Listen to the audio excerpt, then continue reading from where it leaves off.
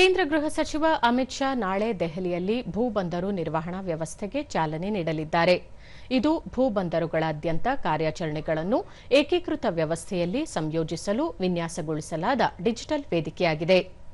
ತಂತ್ರಜ್ಞಾನ ಆಧಾರಿತ ಪರಿಹಾರಗಳ ಮೂಲಕ ಗಡಿಯಾಚೆಗಿನ ವ್ಯಾಪಾರ ಮತ್ತು ಪ್ರಯಾಣಿಕರ ಸಂಚಾರದಲ್ಲಿ ದಕ್ಷತೆ, ಪಾರದರ್ಶಕತೆ ಮತ್ತು ಸುರಕ್ಷತೆಯನ್ನು ಹೆಚ್ಚಿಸುವ ಗುರಿಯನ್ನು ಈ ವ್ಯವಸ್ಥೆ ಹೊಂದಿದೆ.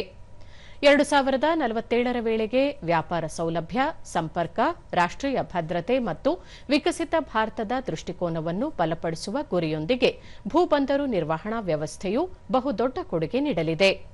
ಈ ಸಂದರ್ಭದಲ್ಲಿ ಸಚಿವ ಅಮಿತ್ ಶಾ ಮೇಘಾಲಯದ ಡಾವ್ಕಿ ಮತ್ತು ತ್ರಿಪುರಾದ ಶ್ರೀಮಂತಪುರ ಭೂಬಂದರಿನಲ್ಲಿ ಹೊಸದಾಗಿ ಅಭಿವೃದ್ಧಿಪಡಿಸಲಾದ ಪಾಲುದಾರರ ವಸತಿ ಸೌಲಭ್ಯಗಳನ್ನು ಉದ್ಘಾಟಿಸಲಿದ್ದಾರೆ. ಇದು ಗಡಿ ನಿರ್ವಹಣೆ ಮತ್ತು ಸಿಬ್ಬಂದಿಗೆ ಮೂಲಸೌಕರ್ಯ ಬೆಂಬಲವನ್ನು ಬಲಪಡಿಸುತ್ತದೆ.